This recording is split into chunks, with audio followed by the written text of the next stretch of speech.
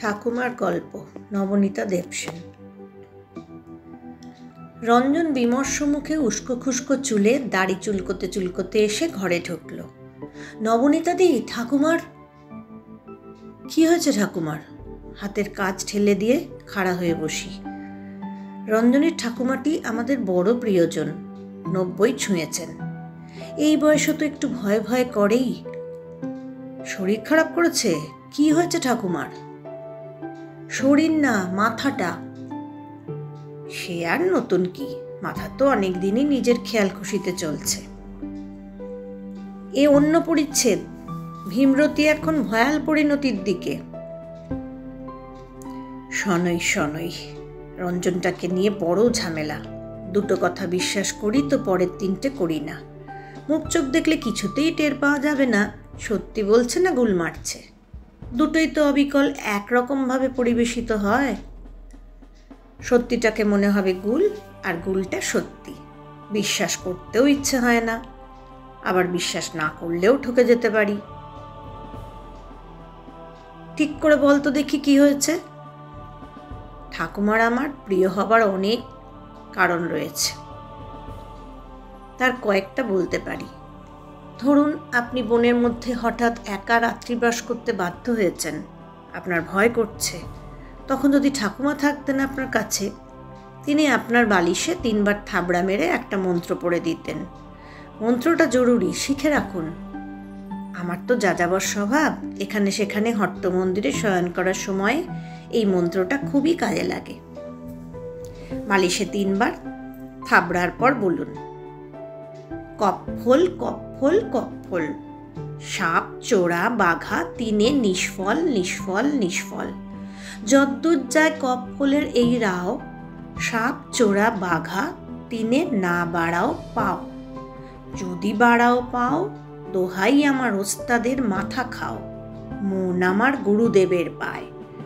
ওম গুরুদেব শিব, গুরুদেব শিব, গুরুদেব শিব, ওম।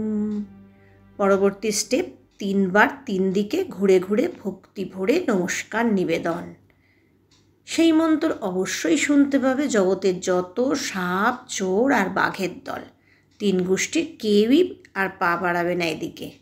ওস্তাদের বাঁধন দেয়া আছে না, এক্কেবারে নিশ্চিন্দি। শুধু আরশোলা আর মাকড়সার জন্যে ঠাকুমার কোনো মন্ত্র আছে কি না জেনে নিতে হবে, এইটাই বাকি। ঠাকুমার কীর্তি কাহিনী কি অল্প, খুব বিশিষ্ট মহিলা। এই সেদিন নীল আর্মস্ট্রং যে চাঁদে বেড়াতে গিয়েছিল, সেটাই টিভিতে আবার করে দেখাচ্ছিল। নাতিরা গিয়ে ঠাকুমাকে বলল, ঠাকুমা শুনেছ কি হয়েছে? কি দেখলাম টিভিতে? চাঁদে মানুষ নেমেছে। কি? তুমি কি কইলা মনু? চাঁদের কথাটা কি কইলা?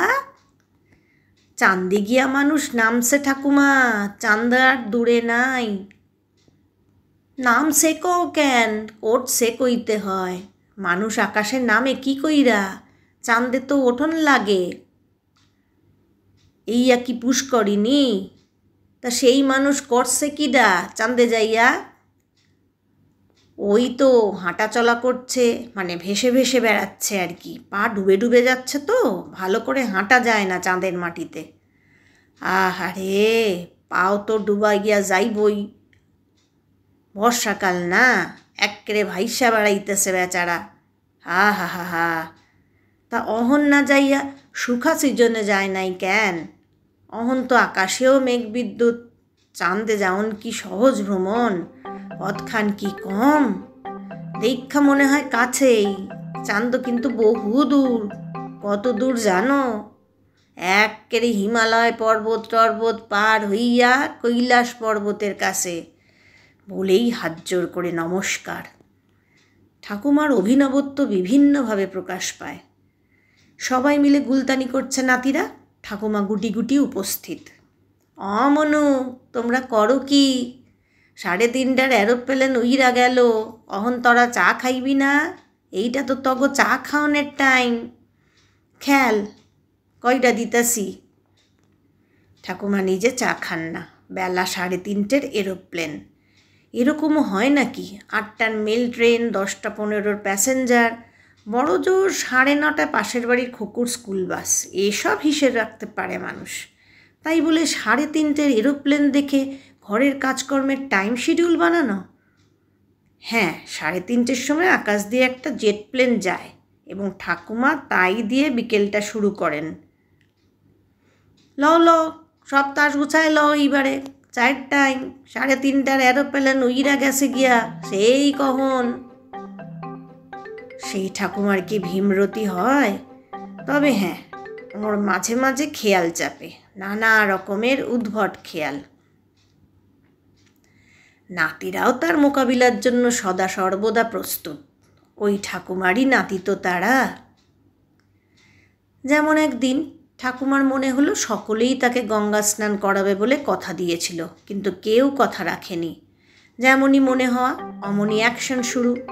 একই কথা ননস্টপ রিপিট করে যাবার অদম্য ক্ষমতা অনেক ঠাকুমারই থাকে, ওরও আছে। সকাল থেকে যাকেই পাচ্ছেন তাকেই কথাটা একবার করে বলে দিচ্ছেন। অমনুতপন, অভাবধন চন্দন, আরে রঞ্জন না, পলাও কোথায়? তোরা যে কইছিলা তোমারে গঙ্গাচ্ছান করাইতে লইয়া যামু ঠাকুমা, তো কই লইয়া গেলিক না তো? বৌমা, একবারটি গঙ্গাচ্ছানে লইয়া যাবা আমারে? তারাপদ, তোমার মায়েরে একবার গঙ্গাচ্ছান করাইয়া আনবা না তুমি? লইয়া চল না বাবা, গঙ্গায় 2টা ডুব দিয়া আসিগা, বড় প্রাণে লয়। অবশেষে নাতিরা ঠাকুমাকে পাঁজাকোলা করে কোলে তুলে 2টো ঘর পার করে দাওয়ায় নিয়ে এসে সিঁড়ি দিয়ে উঠোনে নামিয়ে এনে বলল, এই তো গঙ্গা এসে গেছি ঠাকুমা, স্নানটা তবে সেরে নাও চটপট। ঠাকুমা চোখ বড় বড় করে রোদে খটখটে উঠোনের দিকে তাকিয়ে বললেন, বাপরে, জোয়ার আইছে, ইস কি বড় বড় ঢেউ, সমুদ্রের মতো লাগে। তারপর নাতিদের বললেন, আরে তোরা আমারে ধইরা থাক, আমি তো স্রোতে ভাইসা যাইতেছি, গায়ে তো শক্তি নাই, জলের কি টান। নাতুরার ঠাকুমাকে ধরে রইল। ঠাকুমা চোখ বুজে নাক টিপে ধরে গুনে গুনে 3টি ডুব দিয়ে উঠলেন, বিড় করে মন্ত্র আওড়াতে আওড়াতে। 3 নম্বর ডুবের পরেই হাত বাড়িয়ে দিলেন, গামছা খান দেহি। গামছা দেয়া হলো। তারপর জয় জয় দেবী সুরধ্বনি গঙ্গে গাইতে গাইতে গা মাথা মুছে ঠাকুমা আবার মহানন্দে নাতিদের কোলে চড়ে খাটে ফিরে এলেন। পুণ্য স্নান সারা। আহ কি আরাম, শরীরখান যেন জুইরা গেল। গঙ্গাচ্ছান বইলা কথা। এইটাকে ভীমরতি বলে ধরা হয়, তবে এরকমটা তো নতুন কিছু ঘটনা নয়। আজ তাহলে রঞ্জনের এত বিচলিত লাগার কারণ কি? কেন ঠাকুমা নতুন করে কি করলেন আবার? এবার কি সমুদ্র স্নান, পুরীতে যাবেন? রঞ্জন গম্ভীর মুখে মাথা নাড়ল। জ্যাঠামশাইকে মেরে ফেলেছেন। সে কি? আমার মাথাটা ঘুরে গেল। বিলেতের কাগজেই এসব পড়েছি কেবল, কি ভয়ানক। সকালে উঠে দেখি ঠাকুমা ফুঁপিয়ে ফুঁপিয়ে কাঁদছেন, কাপড়ের খুঁটে নাক চোখ মুছছেন আর কাঁদছেন। রঞ্জন বলতে শুরু করলো, কেন ঠাকুমা কান্দো কেন? আমার অমূল্যা ডান নাই। হ্যাট, যত বাজে চিন্তা। কে কইল নাই? যা ঠ্যাক কেড়ে ফিটফাট ঠিকঠাক। না নাই, আমি জানি সে নাই, তোরা আমারে মিছা কথা কস। হারে অমূল্যা। ঠাকুমা নাইবেন না, খাবেন না, কথা বলবেন না, এক নাগাড়ে হাপুস নয়নে জলজান্ত জ্যাঠামশাইয়ের জন্য পুত্র শোকে কাঁদবেন। কার আর সেটা বরদাস্ত হয়? বাড়ি শুদ্ধ লোকে তাকে বোঝাচ্ছি, জ্যাঠা দিব্যি আছেন, ফুর্তিতেই আছেন। কোন্নগর থেকে তেমন ঘন ঘন গড়িয়া এসে উঠতে হয়তো পারছেন না ইদানিং, তাই বলে এমন অমঙ্গুলে কান্না কাঁদতে হবে? ঠাকুমা কারুর কথাই বিশ্বাস করছেন না। আমি জানি তোরা আমারে ভুলাস। প্রত্যেকে চেষ্টা করে হার মেনে গেলাম। এদিকে ফোনে ঠাকুমা কথাবার্তা কিছুই শুনতে পান না। জ্যাঠার সঙ্গে ফোনে যে কথা বলিয়ে দেব তার উপায় নেই। কিছুতেই বুঝ মানানো যাচ্ছে না ঠাকুমাকে। অথচ মায়ের চোখের জলের নাকি সন্তানদের অকল্যাণ হয়। এই অশ্রু অবিলম্বে থামানো দরকার। সমূহ বিপত্তির শান্তি করতে জ্যাঠামশাইকে কোন্নগর থেকে সোজা ট্যাক্সি ভাড়া করে গড়িয়াতে নিয়ে আসা হলো। এবার ছেলেকে সশরীরে মায়ের সম্মুখে উপস্থিত করে দেয়া হবে। রবিবার সকালে জ্যাঠামশাই এলেন হাসি খুশি। ট্যাক্সি ভাড়াটা এখান থেকেই দেয়া হয়েছে। জ্যাঠামশাই হাতে করে কোন্নগর থেকে চমৎকার মাখা সন্দেশ এনেছেন ঠাকুমার জন্য। এবারে সমস্যার অবসান। আমরা নাচতে নাচতে গিয়ে বলি, ঠাকুমা, জ্যাঠামশাই এসেছেন। কে আইলো? জ্যাঠামশাই। কার জ্যাঠা?